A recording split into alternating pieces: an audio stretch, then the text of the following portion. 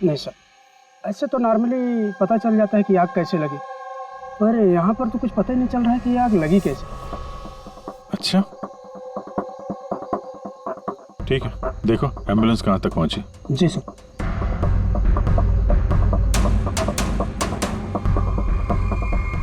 बहुत बुरी तरह से झुलस गया। कमाल है, कुछ पता ही नहीं चल रहा है कि आग कैसे लगी है।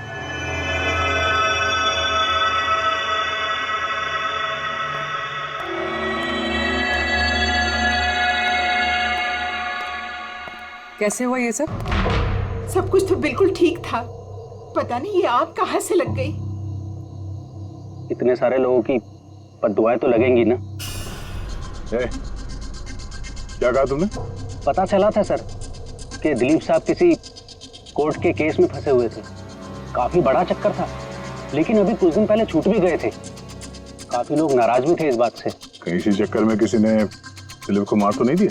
नहीं, कोर्ट ने बरी कर दिया था मेरे पति को, उन्होंने कुछ भी नहीं किया। क्या केस क्या था? 9 साल पहले जीजू के थिएटर में आग लग गई थी, जिसके कारण कुछ लोगों की मौत हो गई थी और सारा इल्जाम जीजू पर आ गया था। ऐसे कैसे हवा में आग लग सकती है? जरूर ही किसी की प्लानिंग है। किसी पे शक है आप लोगों को? कौन कर सकता है? कोई भी कर सकता है, अनीता भी कर सकती है। कौन कौन अनीता? टोनी की वाइफ, और वो आज यहाँ आई भी थी।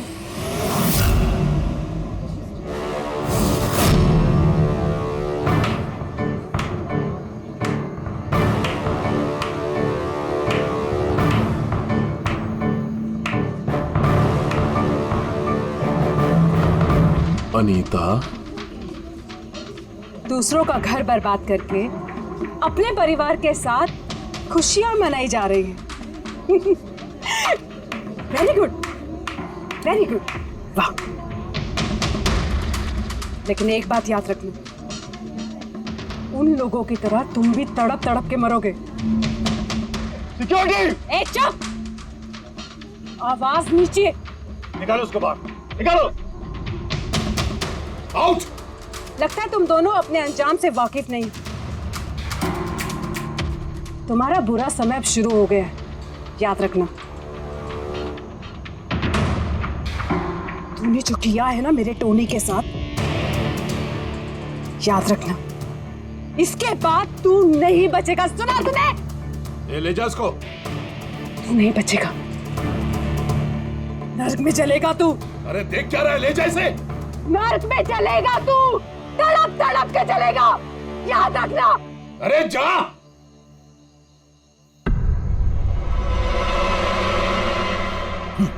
Let's enjoy Rohan. अरे भूल जाओ।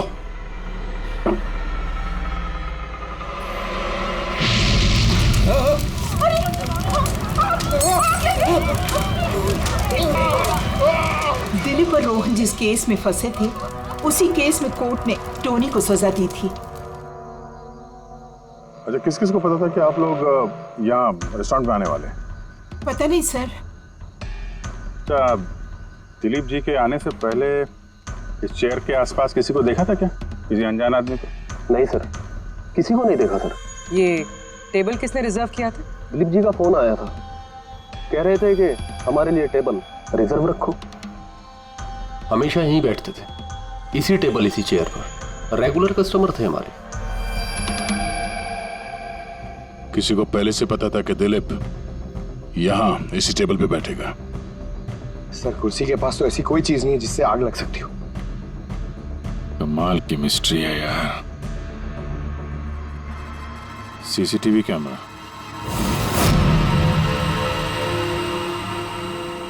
इसके फुटेज से पता चलेगा क्या हुआ था यहाँ पे। ओह माय गॉड, ये सब कैसे हो गया? कौन कर सकता है सब? उसी ने जिसने दिलीप का खून किया, सबूत मिटाने के लिए। ऐसे कैसे कोई मॉनिटर रूम में घुसा है? सिक्योरिटी कहाँ है तुम्हारा? सर, इस रूम में सिक्योरिटी की जरूरत ही नहीं है, इससे पहले कभी ऐसा हुआ ही नहीं है। सर, सर मुझे नहीं लगता उसके पास टाइम होगा सीसीटीवी फुटेज डिलीट करने का। सर, उसने बस तोड़फोड़ कर दी है। अगर हम किसी एक्सपर्ट को बुलाते हैं सर, तो वो शायद हार्ड डिस्क से रिकवर कर पाए सर।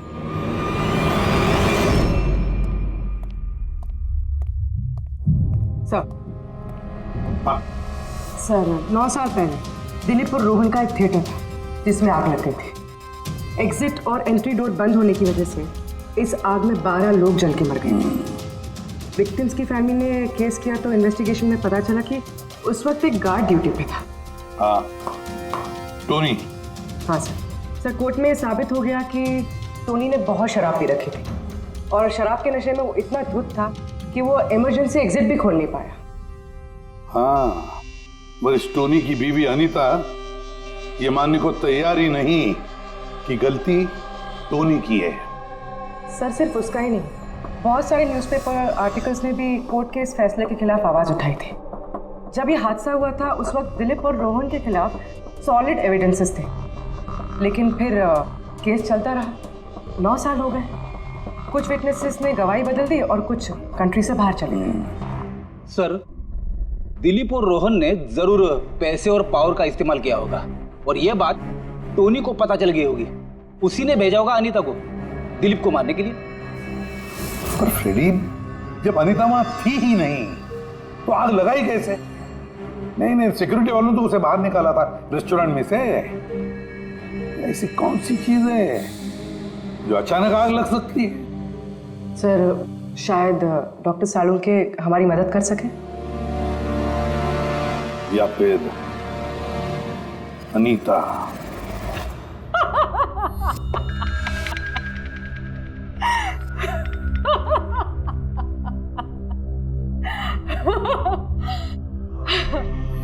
किस बात पे इतना हैरान है? मेरी हंसी पे? क्या दिलीप की मौत पे? दिलीप की मौत पे तुम इतना खुश क्यों हो रही हो? अब मैं खुश नहीं होंगी तो और कौन होगा? कल रात रेस्टोरेंट से निकलने के बाद तुम कहाँ गई थी? जेल, अपने पति से मिलने। वार्डन के पास सारे रिकॉर्ड हैं, आप चाहें तो चेक कर सकते हैं। वो तो हम करेंगे, और ये भी कि आखिर तुमने वो आग लगाई कैसे? कोई काला जादू किया तुमने? दिलीप को अचानक आग कैसे लग गई? काला जादू आता तो जरूर करती, पर मैं बहुत खुश हूं। ये दिलीप भी उसी तरह तड़प तड़प के मरा है जिस तरह 9 साल पहले वो बेकसूर लोग मरे थे, जिसकी सजा मेरा पति टोनी भुगत रहा है। तुम ये कैसे कह सकती हो कि टोनी की गलती नहीं थी? तुम तो वहां थी नहीं। मैं वहां नहीं थी, लेकिन टोनी यहाँ था। उस दिन उसकी तबीयत खराब थी। उसने अपने मालिकों से, रोहन और दिलीप से कहा वो जल्दी घर आ गया आग लगने से पहले। गलती उन दोनों की थी। अरे पुराना दरवाजा ठीक ही नहीं करवाया, जिसके कारण वहां आग में वो लोग झुलस के रह गए। मेरे पति की गलती नहीं थी, उन दोनों की थी। तो बहुत गुस्सा आया होगा ना तुम्हें? दोनों को मारने का भी मन किया होगा। 12 लोग मरे हैं वहां। मुझसे कहीं ज्यादा गुस्सा उन लोगों के परिवार वालों को आया होगा, पर वो बहुत खुश होंगे अब दिलीप की मौत की खबर सुन के। बहुत खुश होंगे। वो लोग और भी खुश हो जाएंगे जब रोहन चल के मरेगा।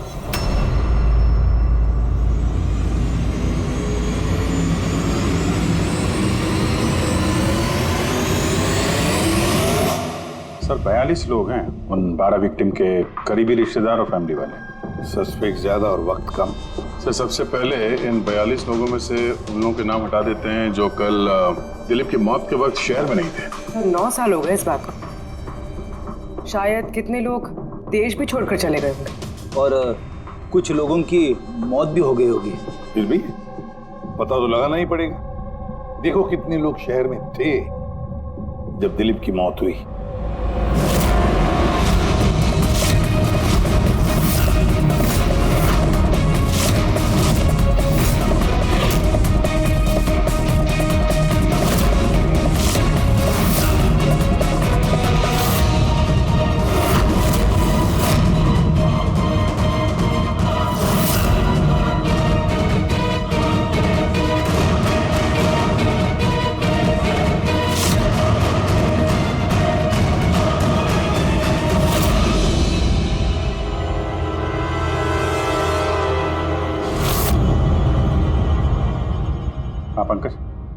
कितने बजे? 27 लोग हैं सर, जो उस वक्त शहर में थे और उनके पास दिलीप को मारने की वजह थी। ठीक है, बुलाओ सबको ब्यूरो में, देखते हैं क्या कहानी सुनाते हैं ये लोग अपनी बेगुनाही की। जेम्स, तुम्हारे पिताजी 9 साल पहले थिएटर में लगी आग में जलकर मर गए, है ना? Yes sir. आपके हस्बैंड फिल्म अकेले देखने गए थे? उस दिन मैं बिजी थी, इसलिए वो अकेले ही चले गए। कल रात कहाँ पर थे तुम? सर मैं अपने फ्रेंड्स के साथ था। सर मैं पासपोर्ट ऑफिस गया था। उन दोनों को मैं ऐसे बच के नहीं जाने दूंगी। तो क्या किया तुमने? सोचा कि दिलीप से फेस टू फेस मिलूंगा और उससे पूछूंगा कि तुमने ऐसा क्यों किया। सर उसके बाद मैं अपने फ्रेंड के साथ घर पे गया। मैं अपनी वाइफ के साथ मॉल में था। सर आप मेरे फ्रेंड से पूछ सकते हैं। सर मैं उससे मिलता तो रेस्टोरेंट तक जिंदा नहीं पहुंच पाता। दिलीप को उसके किए की सजा मिल गई। मुझे मालूम चला रेस्टोरेंट से कि दिलीप के साथ क्या हुआ तो दिल को सुकून मिला सर। अब बचा रोहन, उसको भी उसके किए की सजा जरूर मिलेगी। अब इन 27 लोगों में से उन लोगों के नाम रहने दो जो घुमा फिरा के जवाब दे रहे थे और जिन्होंने अपने जवाब पहले से ही तैयार करके रखे थे।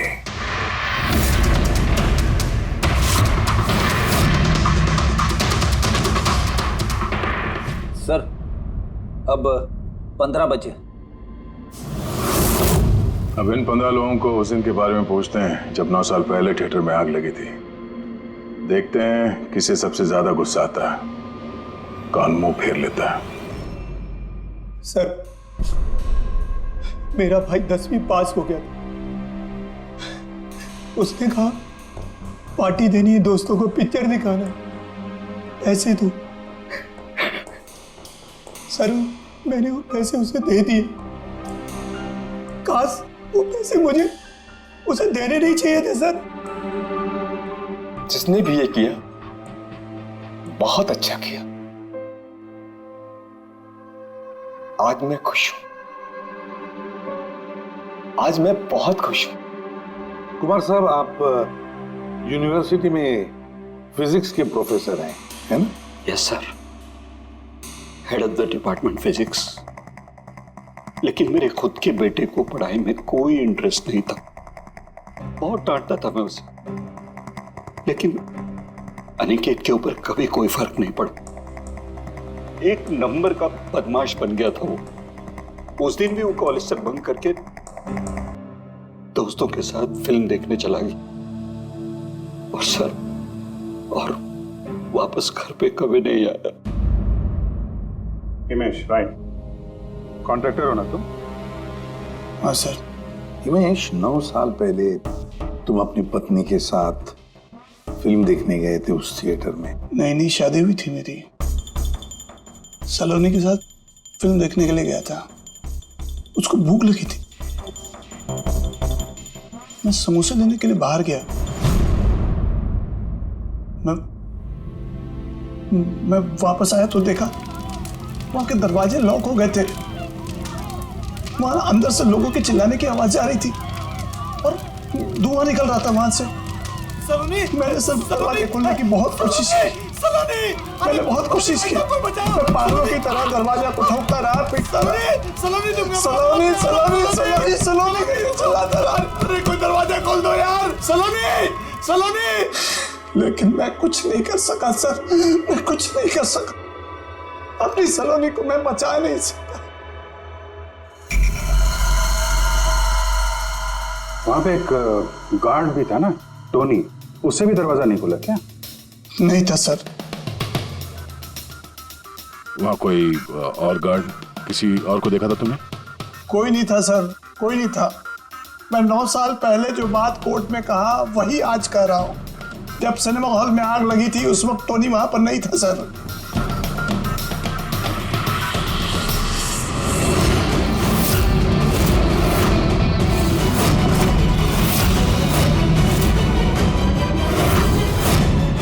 सर ये है हमारे फाइनल 15 सस्पेक्ट जो दिलीप को मार सकते हैं। सो कॉप्स कह रहे थे कि फायरमैन को भी पता नहीं चला कि आग का एग्जैक्टली सोर्स क्या था। उन लोगों को तो जनरली ढूंढ कर पता चल जाता है। कि वहां पर ऐसी कौन सी चीज थी जो तुरंत आग पकड़ती है, लेकिन उन्हें पता नहीं चला। उन्हें पता नहीं चला। उन्हें इसलिए पता नहीं चला क्योंकि उस चीज की ना तो कोई खुशबू थी ना कोई रंग था। एग्जैक्टली सर, मतलब अगर लिक्विड होता ना तो इस दिलीप को पता चलता जब वो चेयर पे बैठता, उसे फील होता। और अगर पाउडर होता तो हमें टेस्टिंग में पता चल जाता। इसका मतलब ये तो गैस, जिसका मतलब ये गैस है। गैस? तो इसीलिए उस फायरमैन को पता नहीं चला कि किस चीज से आग लगी है। इनफ्लेमेबल गैस बॉस, जिसे सिर्फ एक स्पार्क की जरूरत होती है आग पकड़ने के लिए। अच्छा, मुझे एक बात समझ में नहीं आ रही है। दिलीप इस कुर्सी पर बैठा था, तो गैस कुर्सी पर आई कहां से? कुर्सी से ही। क्या? कुर्सी से? वो ऐसे बॉस, जिस चेयर पे ये दिलीप बैठा था उसके नीचे की तरफ किसी ने ज्वलनशील गैस का स्प्रे किया हुआ था। मरते वक्त दिलीप के कांटेक्ट में दो चीजें थी। एक तो ये चेयर जिस पे वो बैठा था और एक वाइन का ग्लास जो उसने हाथ में पकड़ा हुआ था। हमने ये दोनों चीजें चेक की तो इस चेयर के ऊपर से हमें इनफ्लेमेबल गैस के कुछ ट्रेसेस मिले। बॉस, हमारे आसपास वातावरण में स्वतः ज्वलनशील पदार्थ होते हैं जो कभी कभी स्पॉन्टेनियसली जल जाते हैं, जैसे कि मार्श गैस एक नेचुरल बायोगैस है और ज्वलनशील गैस इसका मेन कंपोनेंट है। मतलब इनफ्लेमेबल गैस कभी भी हवा में ऐसे ही जल जाती है? नहीं फ्रेडी, अपने आप नहीं। जब वातावरण में बहुत ज्यादा गर्मी पैदा हो जाती है और वो वातावरण की ऑक्सीजन के साथ मिल जाती है तो एक सुपर हाई टेम्परेचर का निर्माण होता है, जिसकी वजह से ये आग लगती है। लेकिन सालून के साहब, वहां तो ऐसे कोई हाई टेम्परेचर वाली चीज थी नहीं। एग्जैक्टली, ऐसा कोई डायरेक्ट सोर्स नहीं था जिससे गर्मी पैदा हो सके। बस इसीलिए मुझे लगता है खूनी ने कोई एक्स्ट्रा डिवाइस का इस्तेमाल किया है ये अचानक इतना ज्यादा टेम्परेचर बढ़ाने के लिए। और ये कुर्सी तो तैयार बैठी थी, इसे तो सिर्फ एक स्पार्क की जरूरत थी। पर सर ऐसे कोई हीट कैसे पैदा कर सकता है? हाँ, कर सकते हैं ना पूरी। जैसे उदाहरण के तौर पर मैग्नीफाइंग ग्लास पर सूरज की किरणों को खास तरीके से फोकस करके हम बचपन में कागज जलाया करते थे।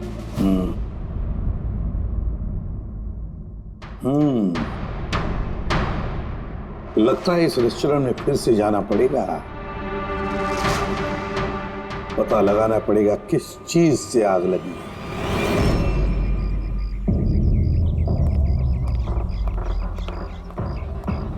पूरा एरिया छान मार लिया सर, लेकिन ऐसी वो चीज ही नहीं मिली जिससे आग लग सकती है। और ये ओपन रेस्टोरेंट है। जब खूनी ने दिलीप के चेयर के नीचे वो इनफ्लेमेबल गैस स्प्रे किया तो किसी ने तो देखा होगा। वही तो, चेयर में अपने आप आग लग गई और दिलीप चल के मर गया। किसी ने कुछ देखा नहीं और ना ही कोई सबूत हमारे सामने आ रहा है। सर, उस डेटा एक्सपर्ट ने सीसीटीवी फुटेज रिकवर कर ली है, आप देख सकते हैं सर। गुड, या तुम लोग यार देख लो, तब तक मैं देखता हूँ यहाँ पे कुछ मिलता है क्या। सर, दिलीप और उसकी फैमिली के आने के 15 मिनट के पहले की फुटेज है ये।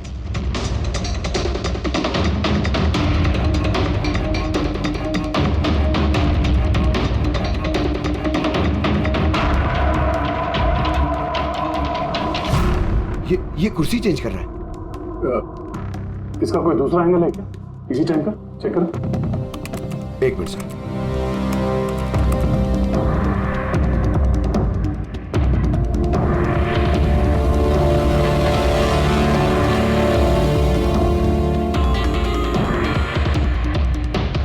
ये कुर्सी के साथ क्या कर रहा है? गैस स्प्रे कर रहा है क्या? हाँ, उसने अपने चेयर पे गैस स्प्रे किया और उसने अपनी कुर्सी को उस कुर्सी से बदल दी जिस पे दिलीप बैठने वाला था।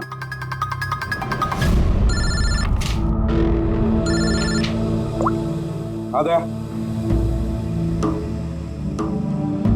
अच्छा, great, good work, good work. क्या हुआ सर? जिसने भी दिलीप की कुर्सी के साथ छेड़खानी की ना, उसका पता चल गया है। वो एक आदमी है, उसका मिलता जुलता हुलिया भी मिला है। अब देखते हैं, दया भेजने वाला है फोटोग्राफ।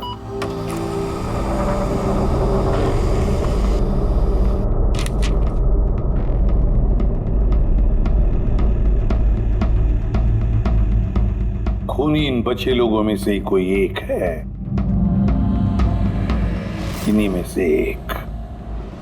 और अब इसका अगला शिकार रोहन है।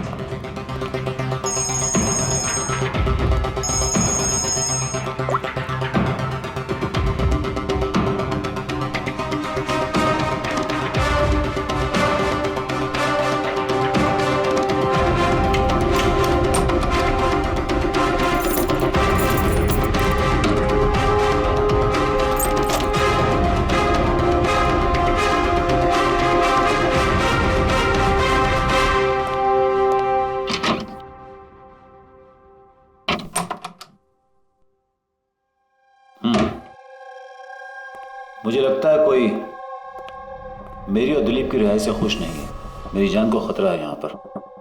आई will talk to you later. Bye. Sir everything is okay.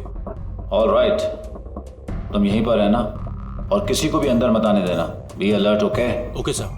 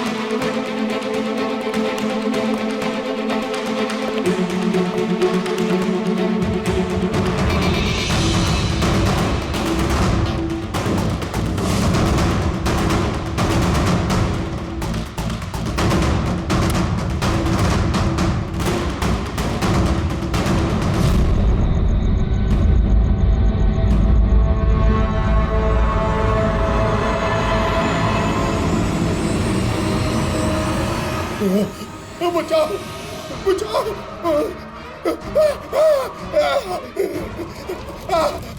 बचाओ परे परे बचाओ बचाओ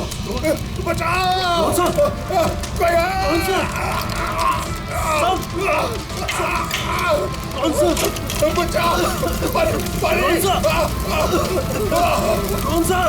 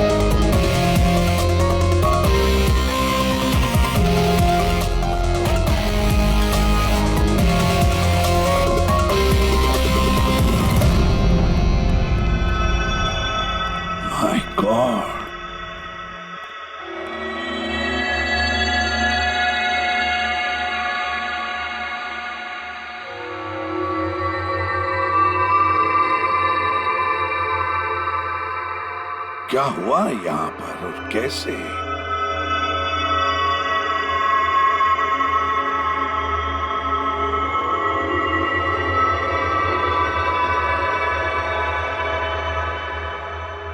यहाँ पर भी और किसी किस्म की कोई स्मेल नहीं सिवाय इस जली हुई लाश की बदबू के। यानी ये मर्डर भी इन्फ्लेमेबल गैस से हुआ है? शायद। ये सब हुआ कैसे? हाँ? सर मैं रोहन सर का बॉडीगार्ड हूं सर। अच्छा, तो फिर ये आप लोग कहाँ थे जब ये सब हुआ? सर रोहन सर ने मुझे बाहर निगरानी के लिए कहा था, तो थोड़ी देर के बाद सर उनके चिल्लाने की आवाज आई तो मैं उनके कमरे की तरफ भागा, लेकिन सर दरवाजे के चारों तरफ से धुआं देखा तो मैं दूसरी चाबी से दरवाजा खोल के अंदर गया तो देखा कि सर रोहन सर जले पड़े थे। आप लोगों को भी कुछ पता नहीं है? कमाल है, कमरे के अंदर कोई लीड नहीं मिला, शॉर्ट सर्किट नहीं हुआ है, ये पर्दा अंदर से बंद है, ये विंडोज परमानेंटली क्लोज्ड है, कोई बाहर से अंदर भी नहीं आ सकता। अब बाहर से अंदर कोई व्यू भी नहीं है, कोई देख नहीं सकता, तो फिर आदमी मरा कैसे? इससे लगी है आग बॉस।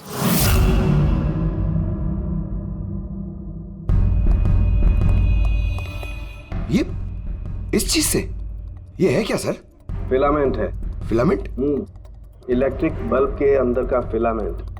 और जब इस फिलामेंट में इलेक्ट्रिक करंट पास होता है तो ये गर्म होकर के लाल हो जाता है। बॉस, खूनी ने भी इसी टेक्निक का इस्तेमाल किया है उस ज्वलनशील गैस को जलाने के लिए। पर वहां रेस्टोरेंट में जहां पर दिलीप की मौत हुई थी, वहां पर तो हमें ऐसा कोई फिलामेंट वगैरह नहीं मिला। बॉस, इतनी छोटी सी चीज है, वो खुली जगह है, उड़ गई होगी शायद कहीं, लेकिन यहाँ तो पूरा कमरा बंद है, इसीलिए पलंग के नीचे मिल गया मुझे। लेकिन सर, फिलामेंट से करंट पास होने के लिए वायर्स का कोई ना कोई कनेक्शन तो होना चाहिए ना बेड तक। होगा, यही कहीं होगा जरूर। तब पूरा बेड चेक कर लिया हमने, कमरा चेक कर लिया, ऐसा तो यहाँ पे कुछ भी नहीं मिला सर। दया, वो दरवाजा कैसा? मैनेजर। Yes sir. वो दरवाजा कहाँ खुलता है?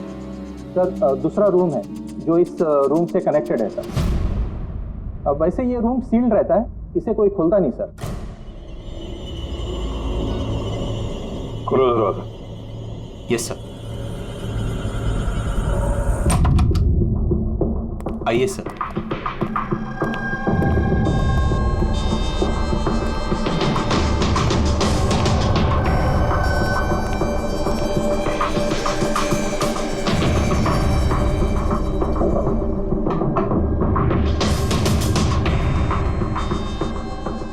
मैनेजर साहब, किसका कमरा है ये? कौन रहता है इस कमरे में? गेस्ट है कोई सर, डिटेल्स चेक करनी पड़ेगी। मंगाओ। Okay sir.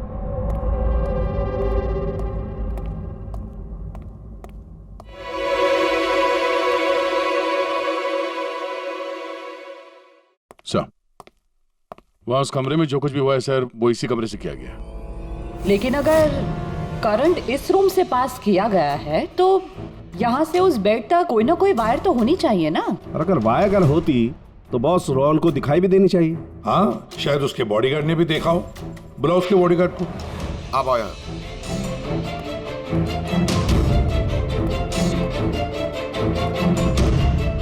एक बात बताओ, जब तुम रोहन के कमरे में आए थे तब कोई वायर देखी? यहाँ इस दरवाजे से उस कमरे में जाते हुए कुछ भी? नहीं सर, रोहन सर के रूम के अंदर जाने से पहले मैंने रूम को पूरी तरह से चेक किया था सर, लेकिन वायर जैसी कोई चीज उस रूम में नहीं दिखाई दी। ठीक है, जाओ तुम। जो कुछ भी हो दया, खूनी ने इसी दरवाजे का इस्तेमाल किया। इस दरवाजे से वो रोहन के इस कमरे में आया, उसने बेड पर इन्फ्लेमेबल गैस स्प्रे किया और किसी भी तरह से फिलामेंट को करंट दे दिया। बस फिलामेंट गर्म हो गई और इन्फ्लेमेबल गैस ने आग पकड़ ली, रोहन की मौत हो गई। बस एक बात पक्की है, ये जो कोई भी है उससे इलेक्ट्रिक और केमिकल्स की बहुत अच्छी जानकारी है। प्रोफेसर कुमार, फिजिक्स का प्रोफेसर कुमार, उससे बढ़कर और कौन जान सकता है इस सारे मामले में? दया, अच्छा, इस प्रोफेसर कुमार से मिल लो। अच्छा दया, मैं भी चलता हूं तुम्हारे साथ।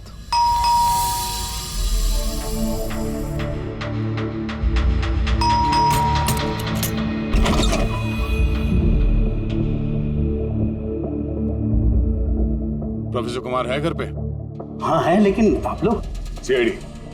सीआईडी?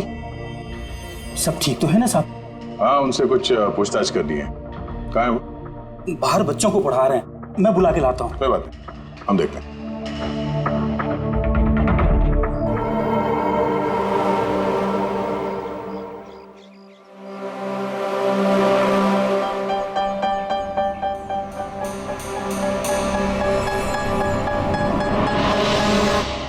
मिस्टर कुमार, हमें आपसे कुछ पूछताछ करनी है। पूछिए, क्या पूछना है? इसे पहचानते हैं आप? ये तो फिलामेंट है। गुड, सही पहचाना आपने। आपको पता ही है फिलामेंट हमें कहाँ से मिला? ये तो आप ही को पता होगा कहाँ से मिला आपको। रोहन के बेड के नीचे से। कल रात उसी बेड पे रोहन जल के मर गया। व्हाट? रोहन की भी डेथ हो गई? कल रात आप कहाँ पर थे? रात 9 से लेकर सुबह 3 बजे तक। आप मुझ पर शक कर रहे हैं? ये हमारे सवाल का जवाब नहीं हुआ मिस्टर कुमार। कल मैं पूरा दिन और पूरी रात घर पे ही था। कोई गवाह? जी हाँ, मेरा नौकर रामू और विकास। Please come here.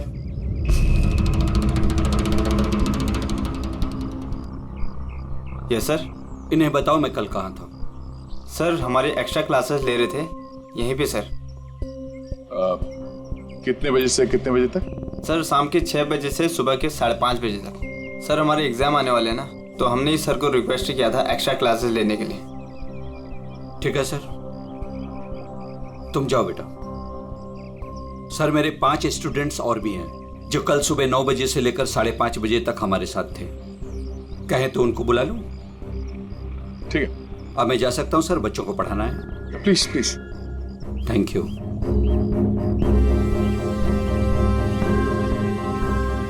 हाँ तो बच्चों, मैं ये कह रहा था कि बिना सोल्डरिंग वायर के भी हम मदरबोर्ड फिक्स कर सकते हैं with the help of adhesive conductor.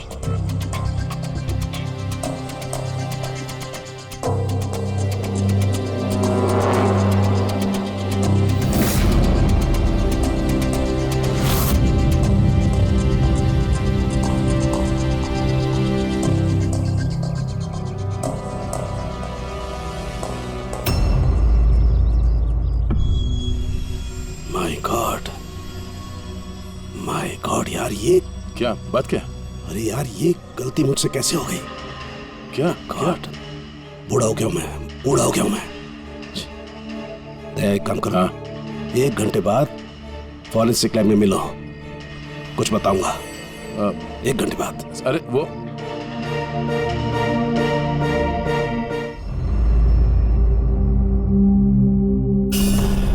लो बस, एक काम करो, इस स्विच से इन बल्ब्स को जलाओ। इस स्विच से? इस स्विच से? हाँ, इस स्विच से। यार ना कोई कनेक्शन है कुछ है, कैसे जलेंगे ये? तुम सवाल मत किया करो, कभी कभी मेरी बात भी मान लिया करो यार। कभी कभी। ये ले। क्या सर, ये तो कुछ हुआ भी नहीं। होगा होगा। अरे क्या होगा? होगा ही नहीं। अरे होगा यार, बिलीव नहीं होगा। 1 मिनट। क्या इसकी तबीयत ठीक है ना? हाँ? तो पता नहीं क्या हुआ है, वो जब से वो प्रोफेसर कुमार से मिलके आया ना, बस बल्ब के साथ ही खेले जा रहे हैं। बात बताओ, वो फिंगरप्रिंट्स का क्या रिपोर्ट आया? वही जो फिंगरप्रिंट्स उन्हें होटल वाले से लिए थे और रूम में उठाए थे। तो फिंगरप्रिंट तो बहुत सारे मिले, लेकिन सारे स्टाफ मेंबर्स के ही हैं, उसके अलावा और किसी के नहीं मिले। ये कैसे हो सकता है?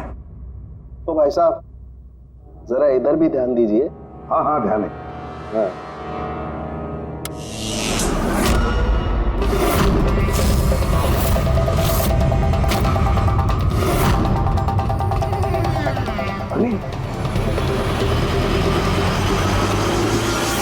सर ये बल्ब जलने कैसे लगे? क्या बात है सालुंकी साहब, बिना वायर के सारे बल्ब जला दिए। लेकिन सालुंकी साहब, ये सब आपने किया कैसे? ठीक वैसे ही हुआ ये फ्रेडी, जैसे कि खूनी ने किया था, उस दिलीप की कुर्सी पे और रोहन के बेड पे। जादूगर सालुंखे, जरा साफ साफ बताइए, आपने ये किया कैसे? करंट क्या हवा में से आया? हवा में से नहीं आया बॉस, करंट आया है इलेक्ट्रिक पेंट के जरिए। Electric paint? हाँ, इलेक्ट्रिक पेंट। दरअसल बिजली के जो तार होते हैं वो मेटल के होते हैं, और metal is a good conductor of electricity, इसीलिए करंट उनमें से पास होकर के जाता है। ठीक इसी तरीके से कुछ पेंट भी होते हैं जिन्हें हम इलेक्ट्रिक पेंट कहते हैं, और ये भी गुड कंडक्टर ऑफ इलेक्ट्रिसिटी होते हैं। इनमें से भी इलेक्ट्रिसिटी पास हो सकती है, और कमाल की बात यह है कि ये किसी भी कलर में मिल सकते हैं, जो आसानी से किसी भी बैकग्राउंड में मर्ज भी हो सकते हैं। ओह, इसीलिए मैं होटल रूम में और रेस्टोरेंट में कुछ दिखा नहीं सर। Exactly that. खूनी ने दरअसल होटल के कमरे का और रेस्टोरेंट के फ्लोर का दोनों का कलर इस कलर के साथ मैच किया, इसीलिए हमें दिखाई नहीं दिया। तो ये इलेक्ट्रिक करंट, आई मीन ये जो इलेक्ट्रिक पेंट है, ये आसानी से मिल जाता है? हाँ, मिल सकते हैं। दरअसल इलेक्ट्रिक सोल्डरिंग और रिपेयरिंग के काम में आते हैं, और इनकी सबसे बड़ी खासियत ये है कि ये आमतौर पर नंगी आंखों से दिखाई नहीं देते, सिर्फ इंफ्रारेड लाइट में ही ये दिखाई देते हैं। मैं दिखाता हूँ।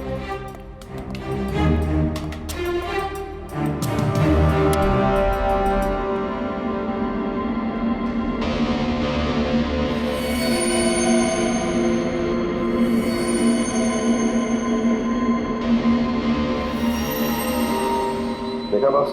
हाँ, खूनी ने भी ऐसे ही इस इलेक्ट्रिक पेंट का इस्तेमाल किया और ये सर्किट बनाया।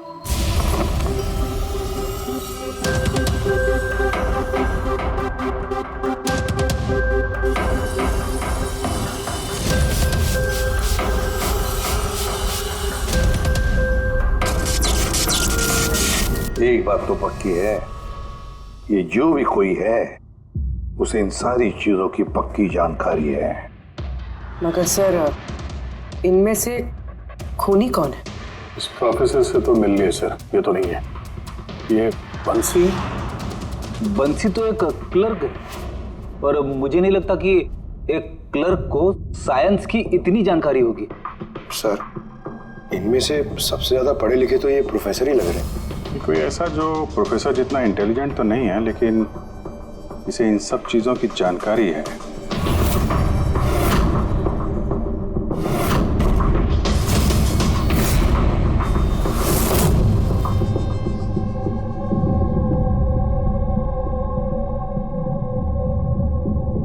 वो ये है अभिजीत, ये है वो। याद है क्या कहा था इसने, कि क्या काम करता?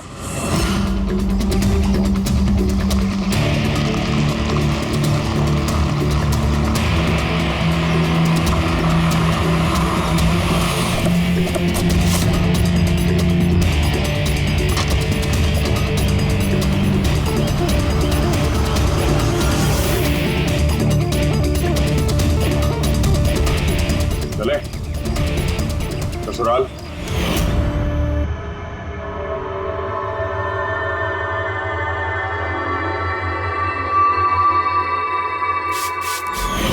दिलीप और रोहन पर केस हुआ था, लेकिन मुझे मालूम था अपने पैसे और पावर के दम पर वो छूट जाएंगे। लेकिन उनके पास पैसा था तो मेरे पास दिमाग। कई महीनों तक उनका पीछा किया, वो कहां जाते हैं, क्या करते हैं, किससे मिलते हैं, सब कुछ। आखिर मैंने दोनों को मारने की तरकीब ढूंढ ही निकाली, इलेक्ट्रिक पेंट्स और सर्किट्स के जरिए। ये दोनों के बारे में मुझे अच्छी खासी जानकारी थी। बस दे दी दोनों को सजा, दोनों को मार दिया जिंदा जलाकर, जैसे उन्होंने मेरी सलोनी को मारा था। उमेश, तुम्हारी पत्नी के साथ जो कुछ भी हुआ उसका हम सबको अफसोस है, लेकिन दिलीप और रोहन को मारकर तुम्हें क्या मिला? क्या तुम्हारी पत्नी वापस आ गई? बदले की आग में तुमने 2 लोगों की जानें ली। कानून तुम्हें कभी माफ नहीं करेगा, तुम्हें कड़ी से कड़ी सजा होगी।